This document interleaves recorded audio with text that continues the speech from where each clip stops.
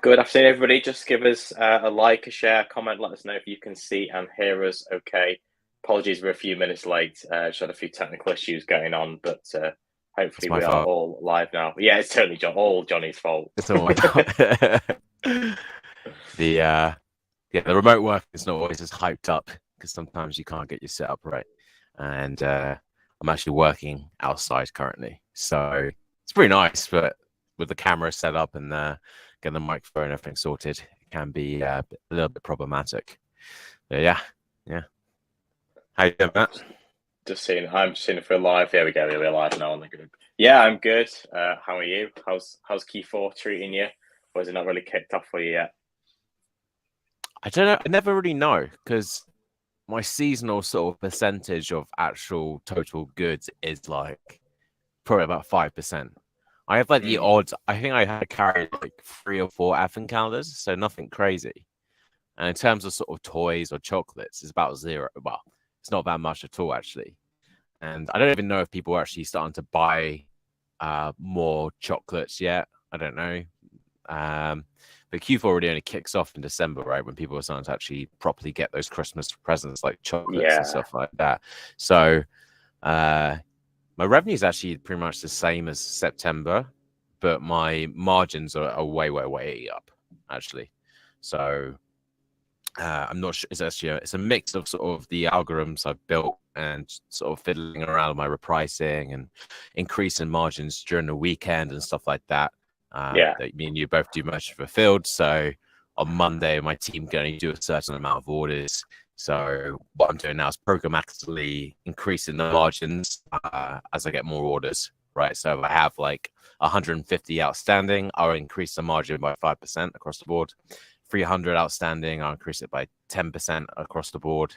And then what happens is, instead of having to turn it off, like shipping completely, I'm just increasing my margins. That's what works really great. And it's the same with cash flow, right? It's like if you have not enough money to spend, it increase your margins, right? If you don't have enough fulfillment capacity, then again, just increase your margins, right? Until you can scale up. So really, Exactly. Something I've been working on a lot is that just sort of tweaking margins, increasing margins like as much as I can. And I think just mixed with the general sort of market now. I've said this a million times, but unfortunately, for people who are not Amazon sellers, they're starting to see really big price increases at supermarkets and on Amazon and stuff like that. But for us sellers who are having to deal with those price increase 6 months ago, a year ago, we're actually starting to get the fruits of it, which is this is where people always go, those corporations making so much margin and profit. But 6 months, 12 months ago, when everyone was talking about it, our margins were getting sacrificed then, especially in grocery. But yeah. How's your Q4 good? going? Yeah, we're pretty solid. We'll talk a bit more about this later anyway. But we're just waiting for the calm before the storm. I know people posted in the group. Nothing's really happened yet. I think it's going to happen. I think if you think about it, most people aren't going to bring a purchase decision today. They're going to wait till Friday because it could be cheaper. Most things aren't cheaper, but they could be cheaper. So no one's going to buy today when they can wait 3 days. Yeah, I mean, even myself, I'm waiting until Black Friday to buy everything myself for Christmas, right? Because I always actually find that Amazon is probably the cheapest place on the internet during Black Friday. I don't think you're going to get better deals than Amazon's Black Friday. It's like not sort of thing you sub like those sort of like Anchor. I got my sort of USB-C hub and stuff like that for like half price during the last Black Friday. Basically anything like Amazon, like Echo devices and Fire Sticks and stuff like that. Always wait till Black Friday because it's just so much cheaper. So yeah, basically all my shopping for Christmas is going to get done Friday. I've asked for a list from everyone saying, hey, just tell me before Friday because everything's just going to be ordered on Amazon. Yeah. Have we gone out onto Facebook? If you're on we've Facebook, got a few people. Mark's joined us on Mark's on joined YouTube. us on YouTube. Patrick's joined us on YouTube. Welcome guys. We are on Facebook because I can see it on the phone. There's people who watch us on Facebook. But if you're on Facebook, give us a comment, give us a like. just helps push the video out, give notifications to people if anyone's not caught up with it. So today we're going to be talking. Well, basically, me and Jonny are just going to make you all really jealous about all the amazing trips that are going on and how little we're paid for them. That's the intention of today. But then we're going to console you by talking about how amazing Q4 is going to be. So, yeah. I mean, like I just said, I think this year's been the hardest year on Amazon for probably 3-4 years. Like during the pandemic, obviously everyone was getting really rich during the pandemic because stocks were going up, Bitcoin's going up, businesses are thriving. It's kind of weird money printing, right? Where the money's free. Yeah. People were spending. Everyone was doing bounce back loans. I think most people took advantage of bounce back loans. I know we certainly did. I'm sure you did. It was basically free money, wasn't it? Really, for the interest rate, 2.5% over 6 years or whatever it was. It's basically free money. No, absolutely, and even like not through the bounce back loans, just sort of traditional loans. All these big corporations, big companies were getting at 0.6% for like billions. So what that meant was, they could offer higher salaries. All these different corporations offer much higher salaries, better benefits, and I don't like talking about this too much because, like, I do feel like a lot of the salaries have been inflated for the last 5 years because of printing money, making these tech companies having too much money, so they have so much money to spare. They just give all these salaries out, and then they don't really care. They haven't got a profitable business. Like Uber, Twitter, none of their businesses were profitable. Now, like, the times change where Twitter's gone private. Obviously, they bought it for a lot. I think we've all heard about the Twitter going private. And like, you just see all the sort of people just sort of moaning at Elon Musk, and like anyone who moaning at Elon Musk is usually people who've never run a business before. They're all sort of like the PC woke left sort of people who are just say they have no idea about running a business, never done anything with their life, and just having to go at Elon Musk, like, because he's trying to make this business profitable. But yeah, that's the thing. Like, people don't like hearing about the salary thing because a lot of people still obviously have full-time jobs. They want their sort of salaries to go up. For us as business owners, we're like, we don't care as much because we pay ourselves. Exactly. But yeah, it's interesting times. Like, in the problem, I think the thing as well for salaries is obviously when salaries go up across the market, then as a business owner, you have to put your salaries up because employing staff is when you run a warehouse with staffing is a business element. In the same way you have to be competitive on the pricing of your stock, you have to be competitive on the rate you pay. Otherwise, you're going to get left behind. It's the same thing. Staffing is competition because everybody wants the best staff, or to have, you need to. And sometimes you have to think, as a small business owner, you have to think out of the box because you can't compete with the likes of Twitter or Uber or Amazon. They have more money than you and they can pay more than you. So you have to think of ways that you can kind of increase them benefits in a way that's not necessarily financial. True, but having said that, I have seen the Amazon packer salary go down compared to last year. Like, we're sort of looking for people. I always check other adverts, and I'm pretty sure the Amazon pick and pack rate is starting to drop down a little bit. I think so, because there's the times are changing. Like, during the pandemic, it was a employees market. Like, there was so many going around, and not that many people looking for work because everyone was getting benefits and stimulus checks and stuff like that.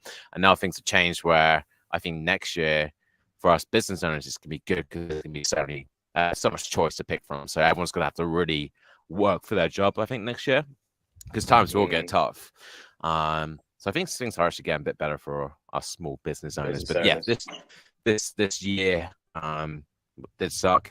Our margins were rubbish. Like, the Amazon price increase happened in, was it March or April? Amazon, about March or April, so that coupled with like cost of goods just increasing every day, our margins during the summer, I think we broke even for like 2-3 months, but now it feels good now because we're actually starting to make some good money because margins have actually gone back up to how they were usually. So it's good, and I think anyone who's listening, like, hopefully your Q4 is going well, your margins are going up, and I think it's a good time to be an Amazon seller. I really do. I really do. I found this Q4 to be way more consistent. Like, normally October's sort of quieter and then November it peaks, but I found it to be way more consistent this year. What have you guys found? Let me know. Drop us a comment, especially if you've been in the game a few years. How have you found this compared to other years? I found it a lot more consistent. I've still we're up on every year, but it's not quite the spikes. Whether that will come with Black Friday, I don't know, but it's been a lot more consistent. And like you say, it's been a challenging year, definitely for e-commerce sellers. Guys have let us know in the comments how have you found this year if you've been in it. I think a lot of people kind of came into the game sort of maybe the back end of 2019, start of 2020. You had the rise of the increase in the pandemic, which was obviously good for e-com. I think we're now, even 2021 was still very much a COVID year. We saw the lockdown at the start of the year. People were still afraid to go out. I think 2022 has really normalized and it's gone back. And to be honest, I think very little's actually changed from 2 years ago. I don't know what you found, but certainly a lot of big companies are getting people back in the offices now. And it's actually all these things that were kind of, where everyone's going to work from home forever and everyone's going to be remote. I think a lot of that's not really materialized. And I think it was all, as soon as the pandemic was deemed to have finished and it was safe, companies have dragged all their employees back in unless they physically can't get in. Yeah. I think like the main thing really is you think about the normal person who has a pension, stocks and shares, ISA and stuff like that. They're probably down 30% this year. Like their portfolios, if you look at like the best companies like Google, Amazon, they're all down like 40%, right? So I'd say like the average person, like their wealth or portfolio has dropped like 30% this year, right? Obviously, before that, we had years of growth, like so many good jobs. So people are definitely a bit more hesitant with spending, I'd say. But having said that, like it seems still pretty good on my end. I don't know what the actual sales was on Amazon. I think competition might have dropped off a little bit, but yeah, I think people obviously don't have as much money now, do they? So it's an interesting topic. Yeah. But then again, with when you say people don't have as much money, I think unlike the financial recession of 2008, which affected everybody pretty much equally, whether you were rich or whether you were poor, you were impacted. This is not a recession it's a recession of two halves. You will have a lot of people who will struggle, who will have less income. But you'll also have a lot of people, I think, who will not be that badly affected because the recession is mainly driven by food prices and fuel prices. That's the main, cost of energy is the main driver for the issues. Of course, supply is an issue as well, which is increasing prices because supply of food's gone down. There's still production difficulties post COVID, but a lot of people who are on good salaries, assuming they're in secure industries, are probably only seeing small cuts in their living standards. For some people, it's catastrophic, absolutely catastrophic. But others, I think, if you're on the sort of upper middle tier, you're on the 60, 70 grand salary in a corporate job, you're probably relatively unaffected. I think the bigger worry, of course, is interest rates because that affects people more. Because that affects everybody, no matter who you are. If you're a renter, your rent's going to go up because the landlord's mortgage has gone up, and if you're a homeowner, your mortgage is going up. So interest rates are a concern, I think. But I think that's going to be a huge concern for a lot of property professionals. So I have a few friends in that sort of property world. I think a lot of some of them, I'd say, I think they're screwed. Like with the interest rate going up, valuations dropping because they're so leveraged with all this free money. When these mortgages start to end and they get a re-evaluation. A lot of them have got these like HMO valuations. So it's actually not based on their sort of bricks and mortar valuations. So their valuation is based off a housing of multiple occupancies. So what it is say you have a 5-6 bedroom house. Each bedroom is like its own individual rent. It's like having 6 flats in one house sort of thing. And they all got their sort of mortgages based off income and on a more of a commercial valuation. But if that then goes to a sort of a bricks and mortar valuation and the interest rates are increased, like their margins will go and they'll have no capital, they're going to be absolutely screwed. A lot of these people who are very leveraged in property. I think the people will be all right. People are not that leveraged, actually. But if you're massively leveraged, you're going to be screwed. We have a flat in Manchester. It was on a 5-year fix, and that runs out in 6 months. And we're thinking, do we sell? Do we sell our properties? And we're still considering whether just to sell or not, because it's just our margins aren't that great in investor. Mm-hmm. At the moment, it's like we're getting like the mortgage payments about 550, 500 on a sort of 3.5% interest rate, 3.2 or something like that. Yeah. And the rent is about 1,000. So actually, like the money that I'm making from that isn't that great, because when you have to fix something, or you have voids in the yearly lease, then your margin just sort of evaporates. But now if we have to, refinance and the interest rates are like 5-6%, then our mortgage rate, we're like breaking even, and you're relying on capital growth. So it's just I'm sure other people are thinking like this. If you're not making any profit from this property and you can't see capital gain growth that much because of just the general market, then what do you actually do? Like, I guess you sell off, right? Yeah. What's your opinion on sort of property and that sort of thing before we actually get onto points and stuff? Well, I don't own any investment property. I only own my own property. So okay, so that's good. That's good. Yeah. So I don't. I'm not. But I say I agree. I think what will happen. A lot of people will end up selling, and then they'll end up flooding the market with supply. A lot of the overinflated prices of the past 2 years have probably come crashing back down. I don't think we'll see a market crash, but what I will think we'll see is we'll see a lot more.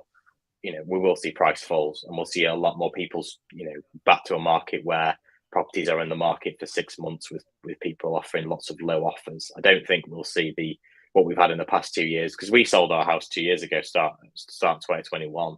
We had an offer within 4 hours of putting it on the market. They hadn't even seen it, and somebody offered the asking price. I was just like, what is this? We ended up having seven offers, 35 grand over the asking price. And the asking price was already sort of 30 grand up on what we thought we were going to get for it, because the estate agent said, well, let's just try it, because we can accept offers on. And we're like, yeah, makes sense. Don't want to lowball and then end up getting, a lower offer than we could have done. We ended up getting 35 grand, over 30 grand extra what we said. So I made 70,000 on that property in 2 years. So it was a good investment in that respect. But I think that's going to end soon. And we'll probably see much more normal, slower markets. But if you're in the business of buying property, if you've got spare cash, it's probably a good time to buy. Cash, yeah, maybe in cash. You've got cash. Yeah, that must be. Yeah. That's good though for you, because obviously that would be in your own house, right? That you sold. So there's no tax on that capital gains, right? So it's just pure. Yeah. I've done that with my own property, where I've bought and sold, and it's just tax-free money. So that's why like everyone loves property, right? That's like the initial appeal, and why our parents always say like invest in property and you'll get the capital gains and you can sell tax-free. But it's difficult in this situation now where you're just like, what's going to happen, right? Interest rates high and valuations down. Yeah, I think everyone should just start Amazon businesses if you're listening. I think that's the move. I do think it's a great time to start business, and I think we will see a lot more sellers coming into the market next year. I'll be honest. Whether that will be increased competition, I don't know, but we'll definitely see a lot more sellers in the market. People who maybe not serious sellers, but people who are looking to earn money because they're struggling financially now. You think for the past 2 years, most people have been pretty comfortable, especially if they've been on furlough and all this. And now they're going to start struggling. The mortgage has gone up, the bills are all going up, and they probably can't pick up more hours at the job because the job is, not offering more hours because they're struggling because there's less demand. So I think we will see more people coming into the space, which could increase competition. But I don't know. I don't know if it will necessarily increase competition. It's a big market. It's a growing market. So I think we will still see. I think retail's in for a really tough time, physical retail, to be honest. I think this just is the final nail. I thought I said COVID was the final nail. This is the final nail in the coffin for a lot of retailers. And you will see a lot of big retail names go bust. But we see Jules has gone last week. Made.com, even though it wasn't a bricks and mortar business, has recently gone. I think there'll be a lot of retail businesses failing in the next few years. Yeah, even more so, right? They all shut down during pandemic, but yeah, potentially. It's good. It's tough times, but I think the online business is always gonna be good. Keep it lean, sort of thing. So a few comments. Should we get to the comments? Yeah, I was just going to that leads nicely into the first comment. It says most of us are small business owners who think we'll be okay next year, but must understand the consumer will be spending less next year. Be interesting to see what big comment up on. Oh yeah, I can add the comment. Vision to see who's a big seller and how they get on with a group of say 10 staff. So we're at 10 staff. So from our strategy point of view, we are looking to run a leaner business. We're going to probably borrow less money. You know, for the past basically 10 years, money's been dirt cheap, and you can take money and you can buy stock with it and you'll make money on it. But when that interest costs increase, if margins are squeezed because there's less consumer pressure, it doesn't make as much financial sense to do that, because if you're borrowing money at say 10%, and then you've got it, you know, your margins are going down, and this interest is now, you know, what was 10% is suddenly becoming 15%. It doesn't really make sense. So I think that's what our strategy is going to be, to run a much more leaner business coming into this recession. Yeah, I think it's exactly that. I don't want to take any big risks and, you know, leverage up. You know, I haven't posted this in the group, but, you know, I have a loan from Amazon pending, which is around 400,000 just cash that I can just inject into the business, because I haven't got much of a Amazon loan right now. It's actually pretty much paid down almost. So like, you know, it's tempting to, with the numbers we're getting now and how things are going, how we're growing, just, you know, scale up and get a bigger warehouse space, and or maybe knock through next door or something like that. And it's so tempting. But yeah, you're right with the sort of, you don't know what's going to happen next year with consumer spending. It could be less next year. And yeah, as well as the national living wage will go up in April next year again. So that's going to go up, and that's going to increase our sort of payroll. So yeah, if you don't know, I also have around 10 staff as well. So our payroll in the UK will increase by sort of 15%, won't it? Really, about 10-15%. So I've got to kind of factor in that, because that's just going into your margins, right? So that's you know, £2,000 just less. So you got to factor that in as well. It's hopefully it's really hard to predict, like, because things right now are great.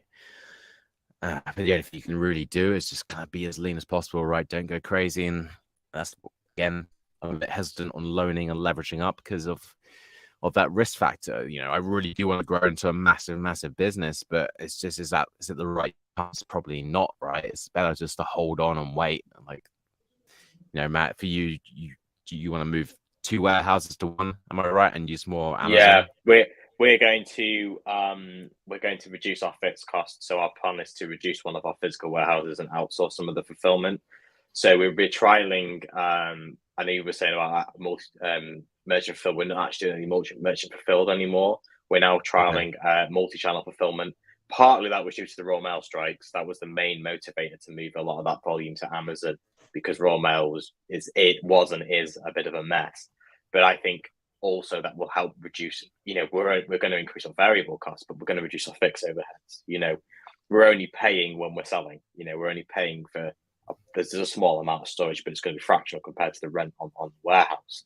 And we're only paying for storage space we're actually using. The problem with the warehouse, if we're not using that space, we're still paying for it. So it's a question of whether we're maximizing that space. So we are looking to downsize one of the warehouses. So what we did is we extended our current warehouse, our bigger warehouse. We put another story on, and we're going to get rid of the secondary warehouse. So that will reduce our fixed overhead. So we will save what we've spent on the build. We will save in the first year of rent alone. So in year 2 and 3 or onwards, we're going to make, you know, sort of 25 grand worth of savings every year just on the rent. But it's not just the rent; it's all the utility bills as well. You know.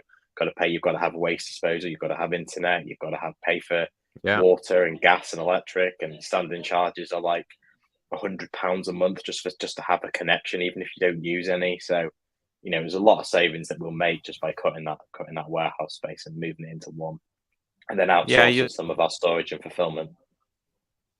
Yeah, I think your cost of goods is very high, so that your actual storage cost per unit, per cost of good is actually incredibly good, right? So it does actually make sense for you to leverage Amazon space more. I think that makes complete sense. I think that's a really good move if you can pull it off and create the systems around it. How much is it, like Amazon MCF? So say you want to do Amazon to Shopify or Amazon to eBay, what are you sort of roughly paying on average? So it's about $330 for Amazon tracked. Wow. Delivery. Is that second 2 day or next day? So I think it's silly because it's like 330 for like 5 days, and then it's like 346 for like next day. So it's marginally more expensive. And I think if you factor in, yes, our tracked rates are about 230. We're paying at the moment plus for fuel surcharge. But if you factor the labour time and the labels and for space allocated to doing that shipping out, then I think we're broadly in line with what we're paying our own staff now to fulfil those goods. No, absolutely. I think it is. I think it's actually cheaper, Amazon FCF, if you actually, maybe not. It's probably about the same, I'd say. For us, our next day is about large letter is about 220. Next day is about 270. So we get very good rates. But then on top of that, we've got to add the box, which is anything up to 10p usually for those sort of sizes. Cost per order to staff, which is probably about 60p, 70p.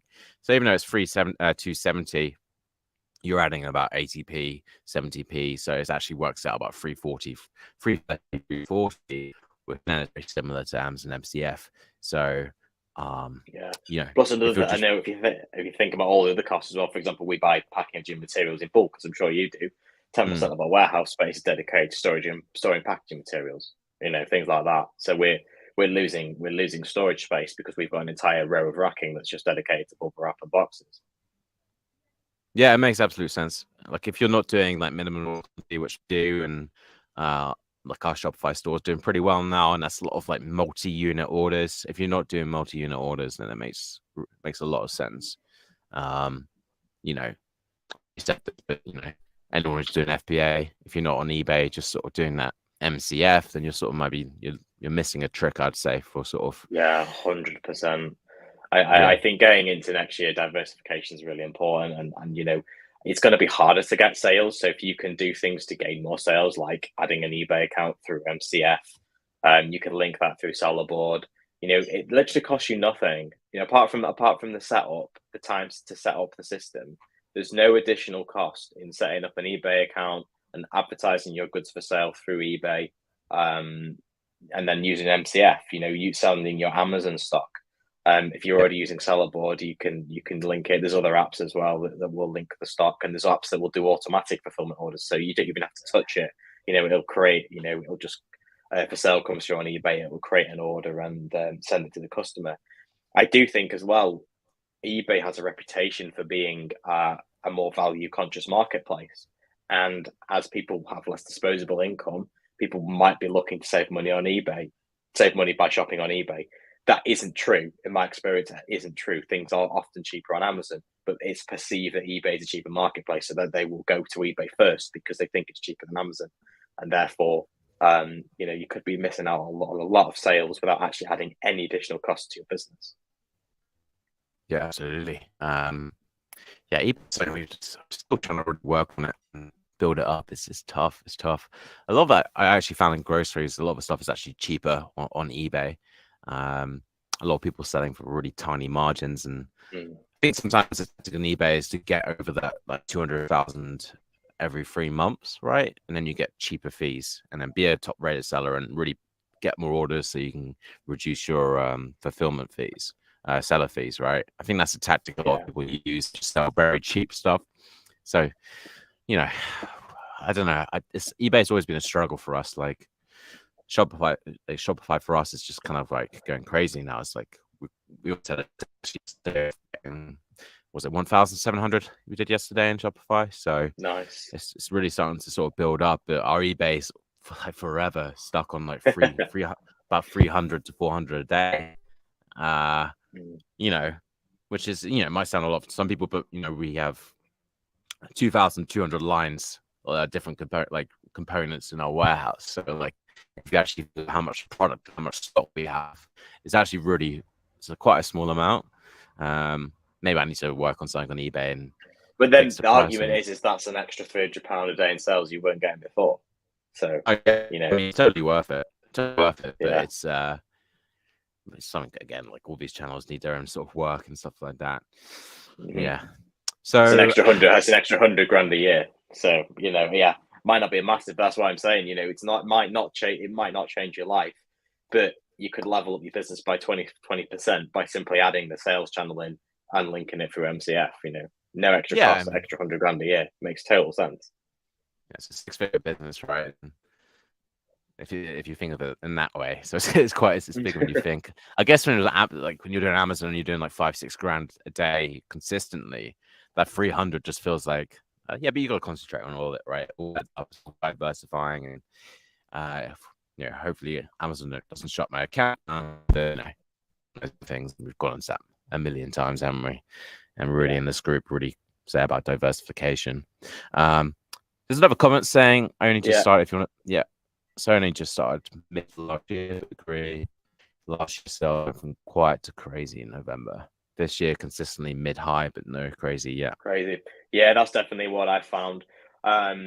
It's very consistent. It's consistently higher, but not crazy. So I think the crazy will come. I think we'll all be posting this time next week about how much sales we made over the weekend, how mad it was.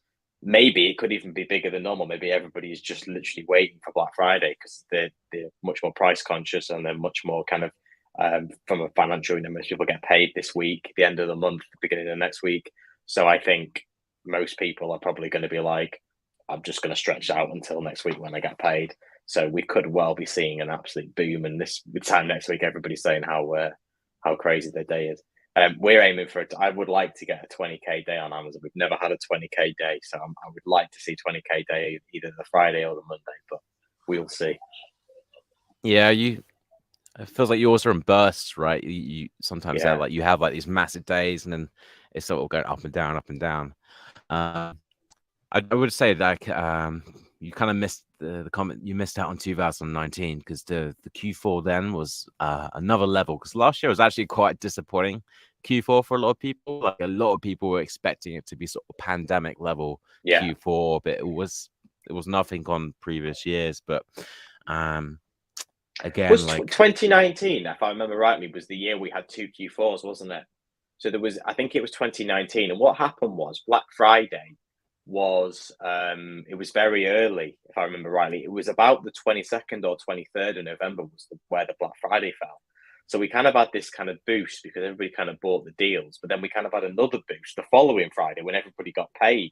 So I think that was the year we kind of had 2 Black Fridays in one. Yeah. I think there was also a time in sort of April as well when things went crazy when they kind of closed down all the bricks and mortars, right? And you could only really order from Amazon. So everyone's sales just went crazy then. This is weird as well. I mean, you don't see it, but for me, who is quite impacted by HFSS, easy mode Amazon, back in the day, I used to tell my mates, like, just start a side hustle and sell on Amazon and you'll probably make quite a good buck from it. Like that was like the easy mode thing, and I'm sure you could still sell Fortins on Amazon, but you used to be able to just sell like those sort of selection boxes and Fortins, and they would sell like crazy. Like you just keep sending it in, and you could never like not sell out. And then last year things just changed, and then this year you can't advertise on it, so it's just it's gonna be a very weird Q4 in the grocery world. And for us, that's why our seasonal selections for so small is because I'm pretty scared by that, to be honest. It's pretty scary, right? I think actually our Shopify for chocolate better. And thank you for the FBA sellers who keep buying my stock. I can always see.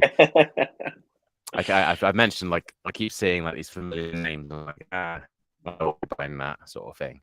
But that's with the HFS. I'm not actually impacted on my Shopify website, so I can still sort of advertise like all the Terry's chocolates and stuff like that, which is always a nice little winner.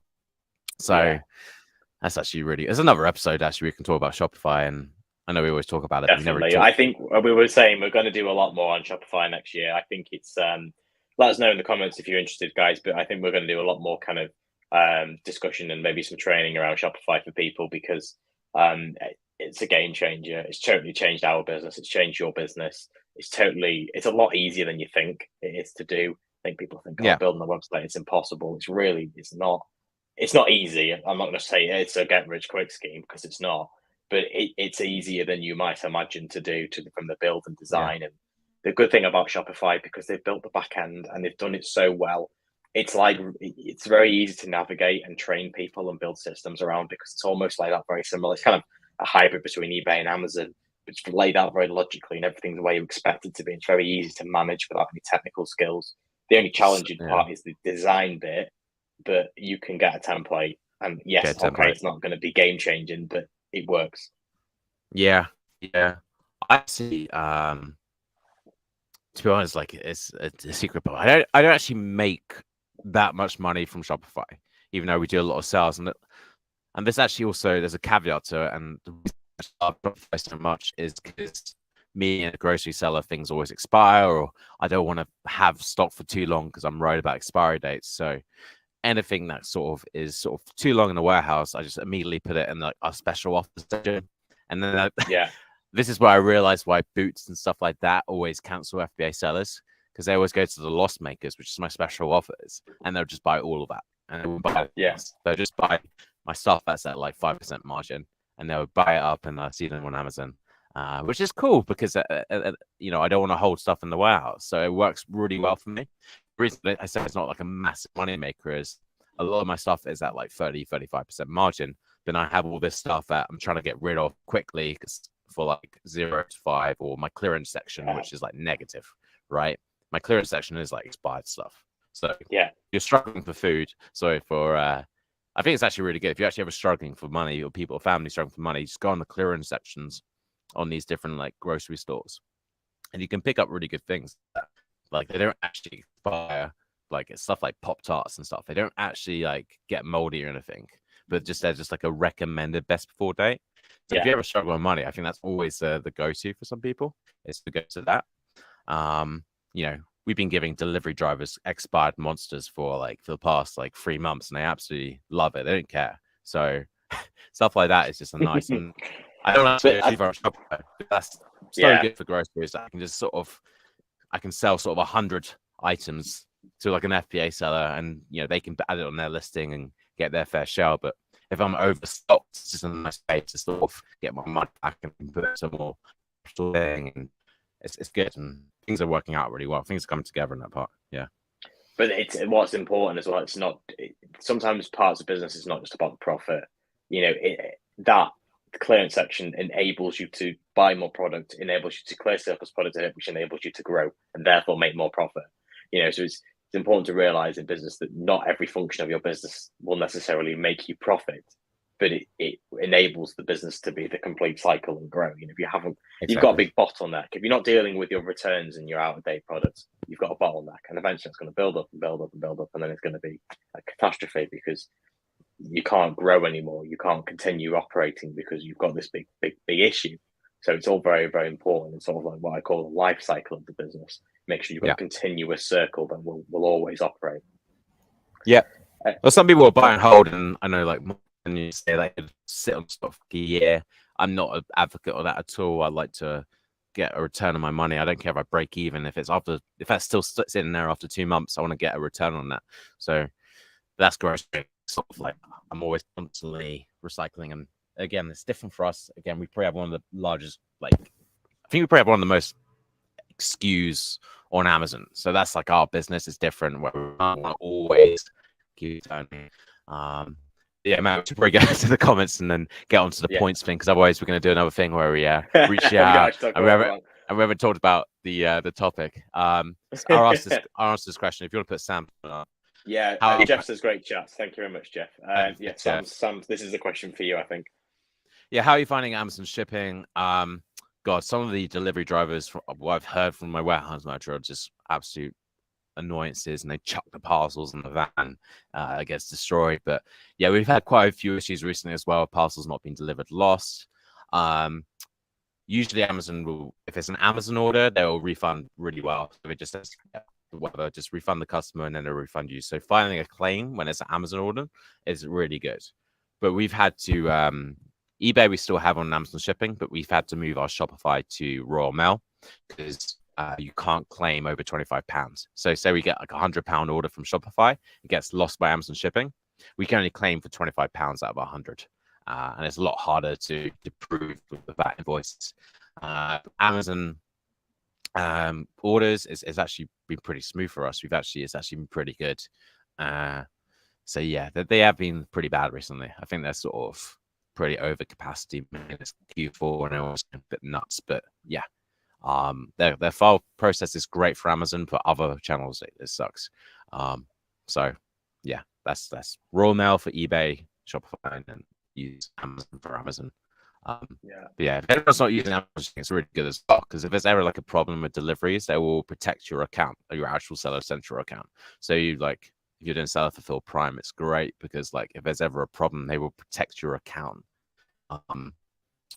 Which is really good. So like you don't ever get really suspended. Your ship doesn't get suspended. So like if there's a problem, it's usually on them, and then they will protect your account. And it's actually really good to use Amazon because you get that layer of protection. So does Jonny next comment if you can, Matt? No, I can't do MOQs over £10. Oh, may have too many messages, so they shouldn't be able to do MOQs over £10. There's probably some sort of bug. Yeah, I mean, some sort of glitch, but probably with the system. Amazon's full of like glitches. There's a lot. I've noticed a lot at the moment. Hidden tricks and stuff like that, like changing, like hijacking listings, and there's always going to be like the bugs and workarounds people will use. But do you actually want an MOQ over? Like it's not really like customer friendly. I'd say like anything over 10 quid, that's going to be a minimum order quantity. Like, can you, if you're off the top of your head, can you think of anything that you want that's more than one? That's over £10. I can't really think of anything. Yeah, it's just a bug probably. Is it worth selling on Shopify? Do we get sales? Yeah, I mean we've done. We get a lot of sales. We do over £1,000 a day.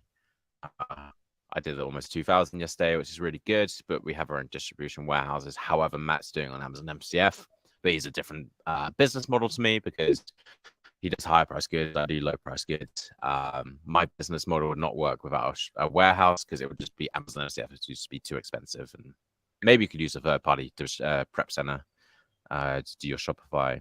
I haven't looked into it. I don't know what the actual costs are. Yeah, but... so eBay fulfillment do Shopify. Obviously, Amazon do Shopify, and obviously you could get your own third party warehouse either locally. There's lots of different warehouses. The question, of course, is the integration. You will need some kind of system to integrate, unless you literally want to type and copy and paste addresses, which obviously nobody wants to do. So you will need some sort of integration. So if you do going to go down that route, just consider that the warehouse you pick has that integration. Otherwise, you're potentially going to set yourself up for a bit of a problem. If you start getting loads of orders, when you have one or two, it's not a problem because you can manually fulfill them. But when you start getting 50, 60 orders a day, your entire time is going to be spent copying and pasting addresses into Excel documents to send orders to fulfillment centers. Yeah. So it's not always the best way of doing it. Yeah, a lot of these models, like I'd say for the majority of people, like just focus on FBA because that's always going to be the biggest driver, right? To actually scale your business. It's only really when your business gets quite big, you start to diversify for a bit more. But if you're just starting, concentrate on FBA because that's usually the biggest driver. You know, people like Tom Parkinson, who I always reference Tom, sorry, but he's got 2 7-figure businesses, but he hates any sort of stress or any sort of, he wants everything as easy as possible. So he puts always focus on FBA. It's a lot. Yeah. It's a lot easier to manage, a lot less stressful. Even though I'm traveling the world, I guess, but if my warehouse manager leaves tomorrow, then I might have to take a flight back, or I'll be okay for a month or so. But then she would have to rehire. If you're using a prep center, then it's just quite easy. Like that's their problem. If my warehouse manager leaves, then that's my problem, sort of thing. So it's just that sort of. I think I'm good. Like I think I've got good supervisors and stuff like that, but.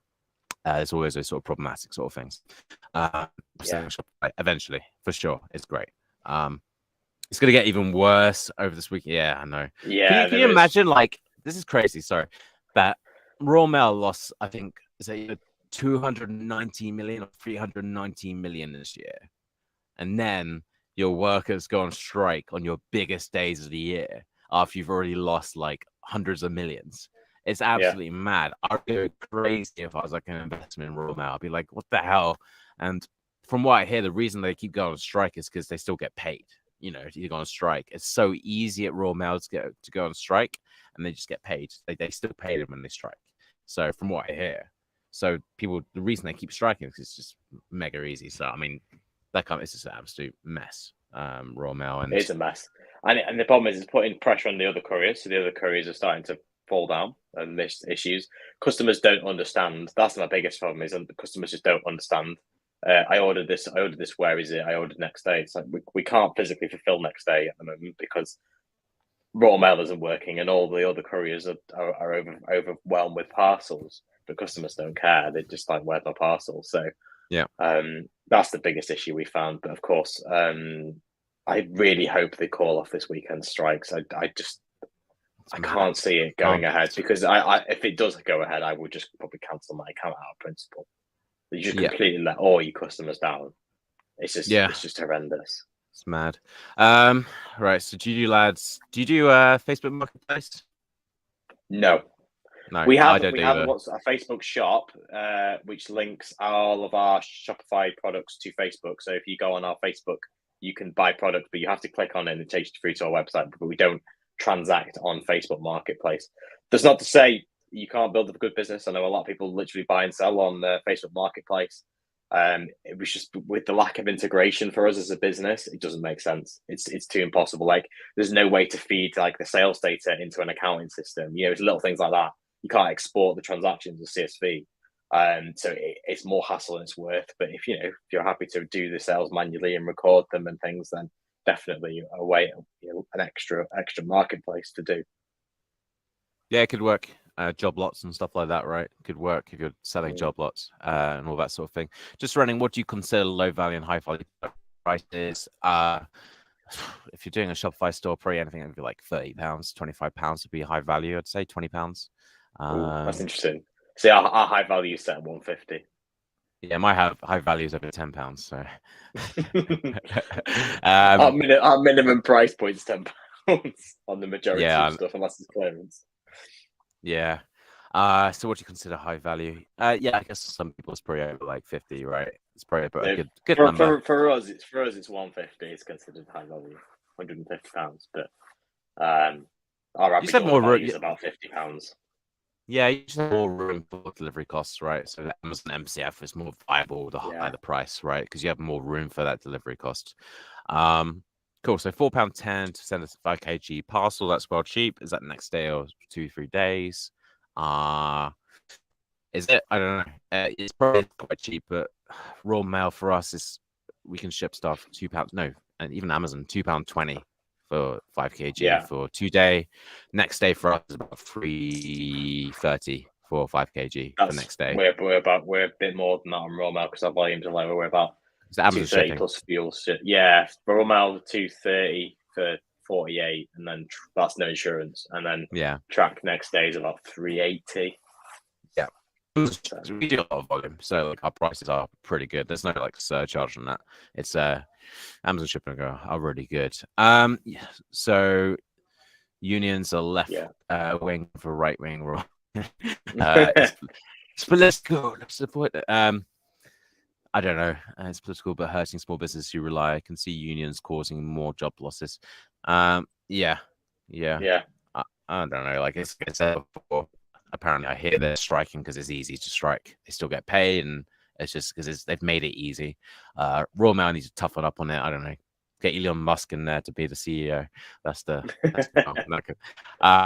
right. Let's cover points quickly. Points. Yeah. Because we don't have to delve too much into it. Like we've probably mentioned this before. But Matt, do you want us to start off with your sort of New York trip? So before, where are you at the moment? Because if you noticed, Jonny's sat in a t-shirt, and if anyone's in the UK, it's not t-shirt weather. So would you like to share with us where you are right now? Yeah, I forgot it's not summer. So I actually really highly. And he's also sat outside, if you've noticed as well. Shining. So I'm actually in Gran Canaria at the moment. So it's still a European country, but it's sort of on the border of, one of the islands of kind of West Africa. The Canary Islands is a really cool sort of like nomad place. Like the Wi-Fi is good. It's like European culture, like a really like easy mode for traveling.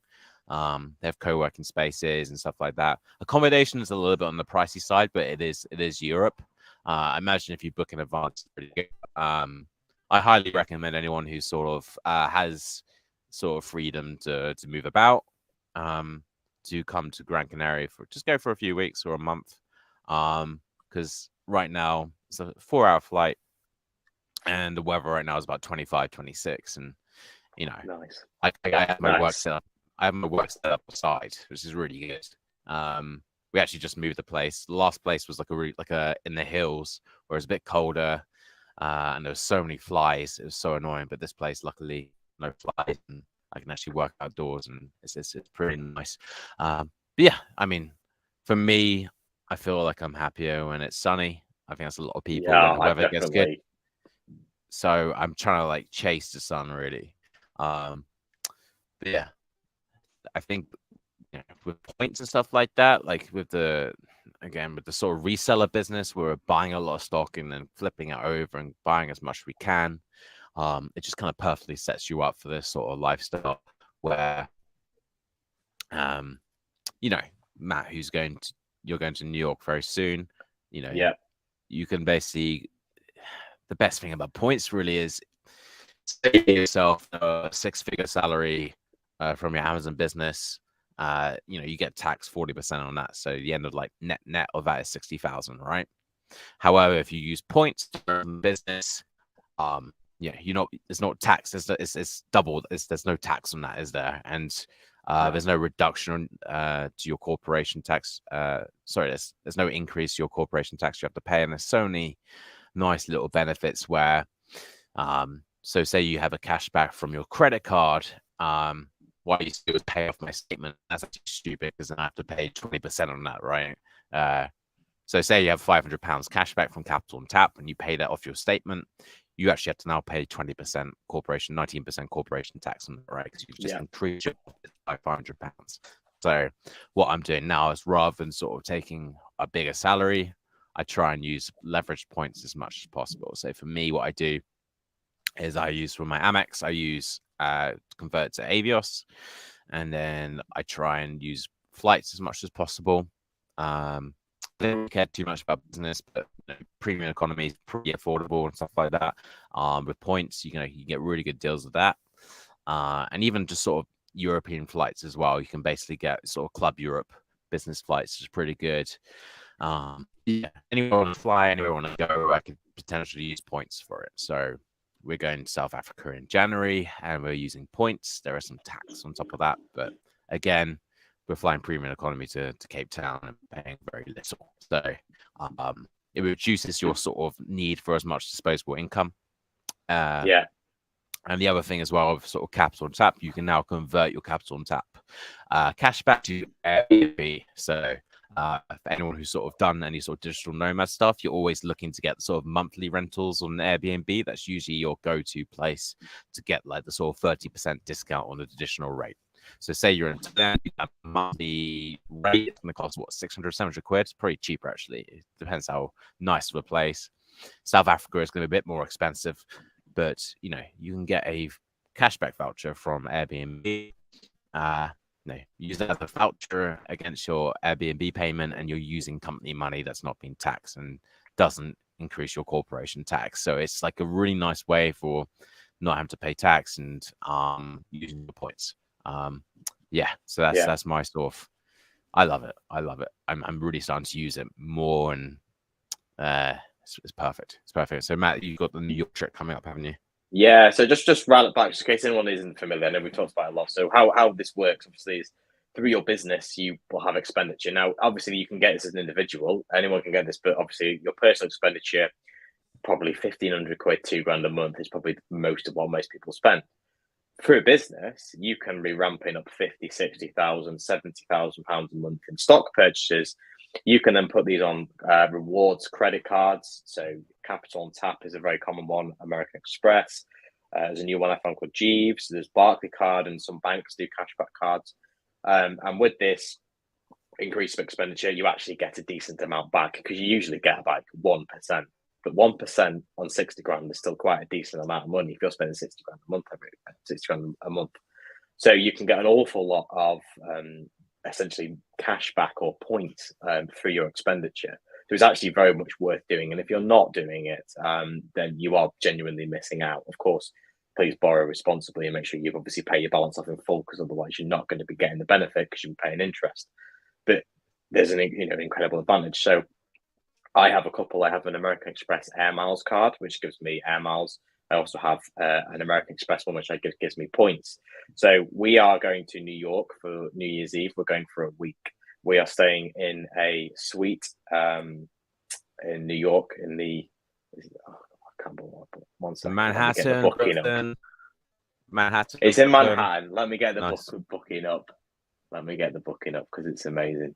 We were thinking about doing a month in New York next year, actually. Now the dollar's getting better. Nice. Yeah, hopefully do that. Yeah.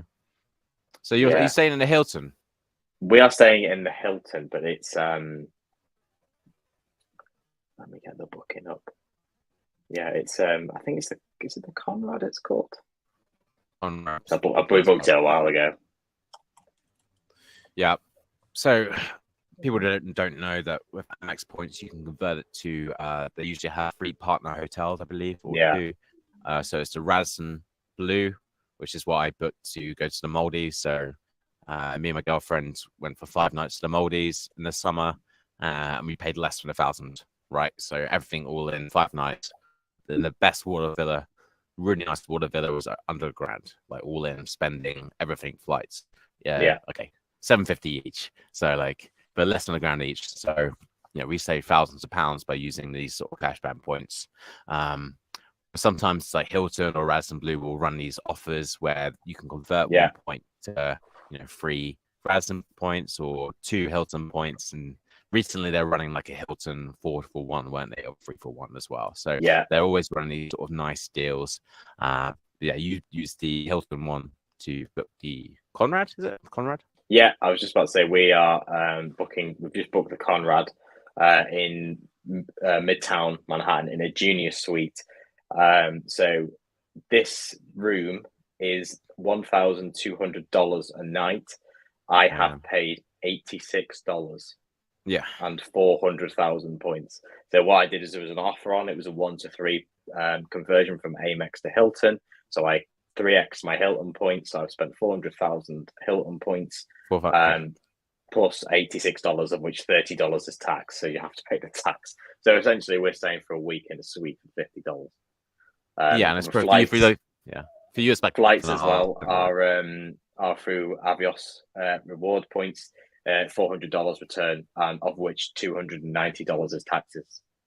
Sorry, £400 return is booked in pounds, of which £290 is taxes. So with the reward points, if there's any tax, you still have to pay that in cash. You can't offset any kind of taxes against that in points. So you're literally, most of the time, you're paying minimal amounts of money in real terms to get these incredible trips. We're going to New York for a week for what, £450 in a suite. It would have cost me nearly 10 grand in cash to pay for that. Yeah, so like you can go, it's a good way to do like sort of high-end luxury holidays by using these sort of points deals, which if you can use cash out of your savings, like that 10 grand trip is actually £20,000 of hard-earned money, right? But with points, it's costing you less than $1,000. So it's like it's just absolutely amazing for traveling. I honestly, being transparent, I never used to use it as much, but now this is a game changer. For us, like I'm always trying to look for Airbnb monthlies and using like that 500. You can use like a £500 cash voucher. So I'm using very little of my own sort of money or digging into it because I can spend everything on the business now using points. It's so advantageous. So that's definitely one of the biggest perks for using points. And one thing to know, one thing to add is that if you're in wholesale, most people will think that you have to do bank transfers, but I'd say again, 99% will accept credit card if you call them up. So I mean, if you're spending 50 grand to 100 grand, 50K a month, that's basically 2 nights in the Maldives, right? So you can have these pretty nice trips if you sort of get to a good level. It's an absolute game changer for travel, and I do love it. The other thing as well, like with cashback, you can also convert capital on tap cashback to Amazon and stuff like that. So a lot of spending can be through these points, which again tax free and all that sort of thing. So it's great. I'm a bit jealous you're going to New York. That sounds Yeah, no, it's incredible. quite exciting, quite an exciting trip. So yeah, no, and like say for a fraction of the price. I mean, let's say if you don't have to do it as luxury as we go business class as well. You can do economy seats. But the thing is when you're basically getting it for free, you know, why not? Why not? Perhaps we could have done longer, or we could have travelled more. You know, you can use less points and have a lesser room, or have less points and have an economy seat or a premium economy seat. I don't know if we've got premium economy on our flight. I think it was only business class, but you know, you don't have to spend as money and go more often, or you can up, even if you don't, you know, if you have a smaller business, you're perhaps not going to get as many points as me and Jonny, because we've got, you know, tens of thousands of pounds going through our cards every month. Yeah. But it's the benefit of being in the business. You know, you run a small business, you make some money, and then you your annual holiday. Well, American Express is going to pay for an upgrade from premium from economy to business for you, or you can have that upgrade from a standard room to a suite because you've used the points. You know, so it's that little benefit, and it often makes, you know, if you're struggling in the business in small margins, it can make a difference. And of course, there's cash back as well when you're buying things. You know, top cash back, those kind of cashback services. They don't work with wholesale, of course. It's only really for online arbitrage, but the points is you know, universal across whether you do wholesale or whether you do retail or whether you do online arbitrage. Yeah. And with us being in the UK, we don't even get the best benefits. So if you're listening from the US, you know, it's even better, the cash back there, right? I know people like who have these American businesses getting crazy amount of points and stuff. But yeah, if you're not paying by credit card and using your bank to pay, then definitely use credit cards and get on the cash back, and you know, get some tax-free money to get discounts to luxury hotels or business flights or wherever you want. You know, it's great. It's the best part of business, and it's almost addictive in a way, actually, these points, right? And trying to like juggle what should I use this point for and what should I do that for, and it's a little bit addictive at times. Yeah, and you're always checking for offers, because I was frustrated. When we booked our trip, we did 1 to 3, but about a week later it went to 1 to 4. So I was completely devastated that it went to 1 to 4, because I could have used a few less points, but yeah, it's still 1 to 3 was a good ratio. Yeah. A nice good tip actually is to use website. It is paid, but it's a small subscription called seatspy.com. So if you're sort of looking for a flight, you can set up a notification. It will tell you if these like flights come available right in that month. So say you want to looking for like premium economy to Cape Town or South Africa or Mexico, and you want to go in a certain week or a certain month, you can set these notifications up, and it will tell you when these flights become available. Because if you're looking for sort of nice flights in the sort of next month, they're not always going to be available when you look, but if you set up these notifications, then the odd 1 or 2 will come available. So if you're looking to go to Mexico in January, something like that, which is super cheap and really good for reward flights, then it's worth getting Seat Spy. Not affiliate at all. It's just something I use, and highly recommend that for flights. But yeah, it's not much to it. It's just it's the perk of being, in the business. I mean, you don't have to travel abroad either, because you can use American Express points. You can convert them to most of the hotel groups. So what you have to do is you have to usually join the rewards program anyway, and then you join the rewards program, and then you transfer the points. It takes about a week, just to be aware if anybody is in a situation thinking of doing it. Make sure you allow yourself 2 weeks before booking, because you sometimes takes a week to transfer the points, and then there could be redemption time. So sometimes you can't redeem them within less than a week of the booking and stuff. So just to be aware, you have to do quite a lot in advance. But so you do that, joining the most reward groups, the Hilton Honors, Marriott do one, all the different hotel groups do different rewards.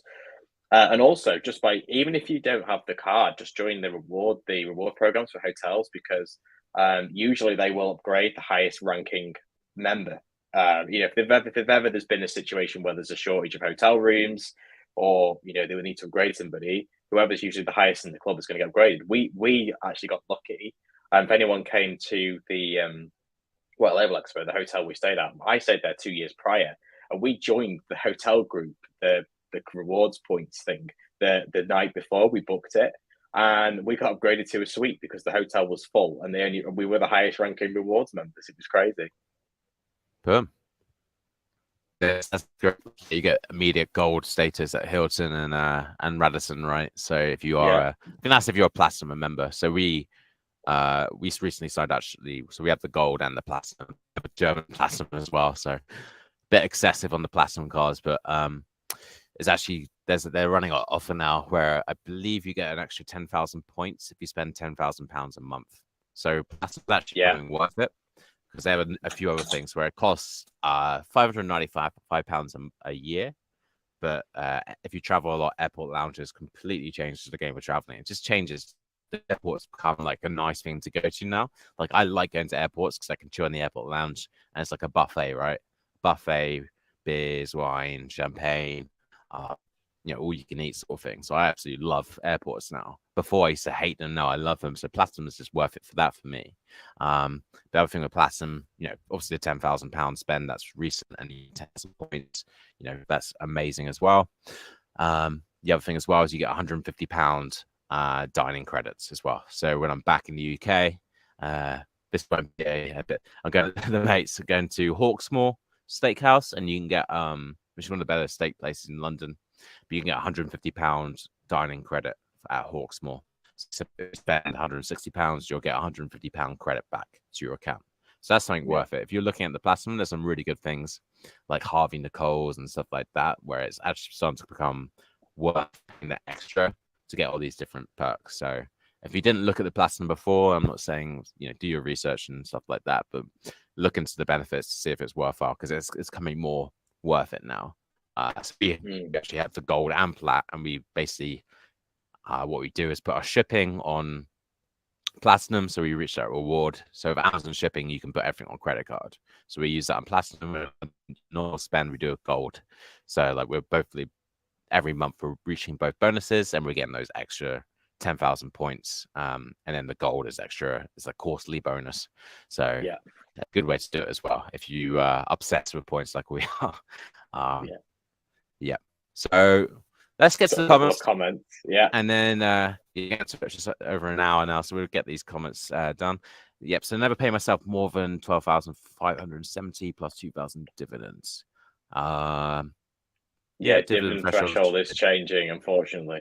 Next 50% next year, then 75% year after. Jesus. Going for the wrong people, we're going creating jobs and getting punished. It's always the way, right? People don't think about the thing is they'll look at the big companies that are making massive profits and not paying tax, and then they'll put us in the same bracket as them, right? I imagine that's what's happening.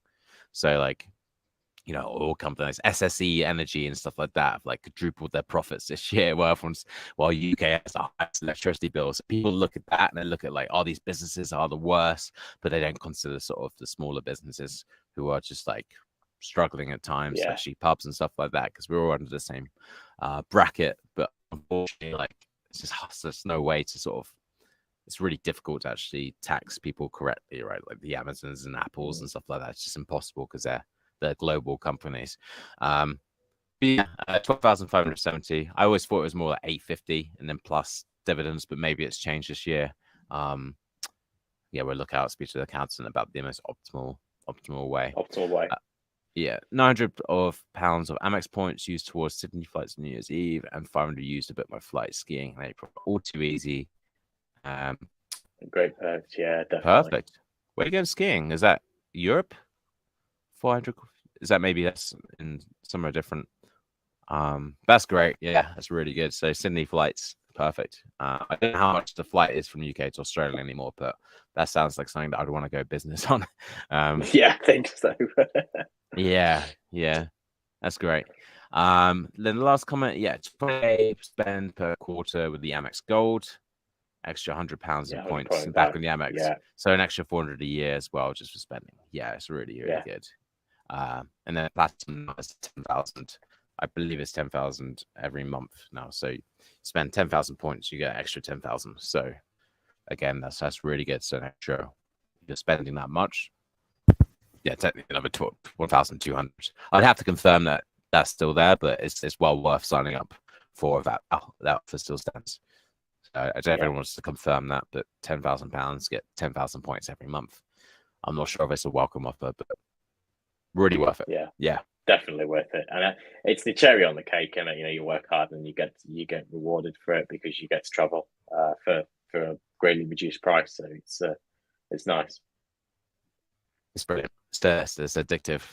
Most best thing about this business. Yeah. So I think next few weeks is going to be full of guests, so you won't see our faces until Christmas, right? Busy packing orders in the warehouse. Busy packing warehouse orders. But she'll be back on with quite a few all guests going up to Christmas. So I think we're going to be taking a break Christmas week and New Year, because I think most of you, like ourselves, want to be with your families and things, or you've got things on. So and then probably back in the new year. Gosh, wishing the year away already, but not long till Christmas now. Yeah, saying that, if there's enough people wanting, like, I can always go on and do like a Q&A. So if anyone is there, actually people want to see some stuff over Christmas, not Christmas Day and Boxing Day, Christmas Eve, but if anyone wants to see like a live Q&A, I can always come on and answer questions about Christmas and how Q4. So if there's enough stuff for that, then I'm happy to do it. For me, sort of Christmas ends sort of 26th and then 27th, 28th. Yeah. So I'm always available for that. It's going to be next few weeks to me. It's going to be really good guests on. I think some 7-figure sellers. I think all 7-figure sellers.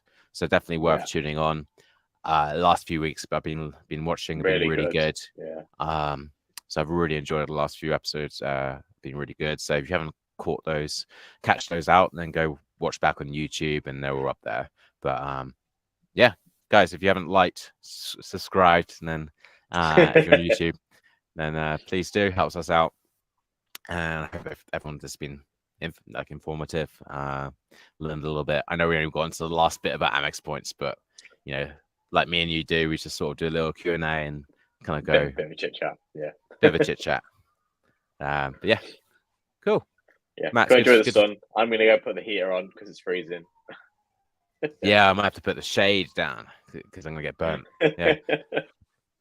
You laugh, but I'm gonna go inside. I'm pretty red and sunburnt. It's like this karma for making everyone feel. There's a bit of karma for covering people's faces. The sunshine, but brilliant, cool, great. See you all soon. Bye. Cheers. Bye.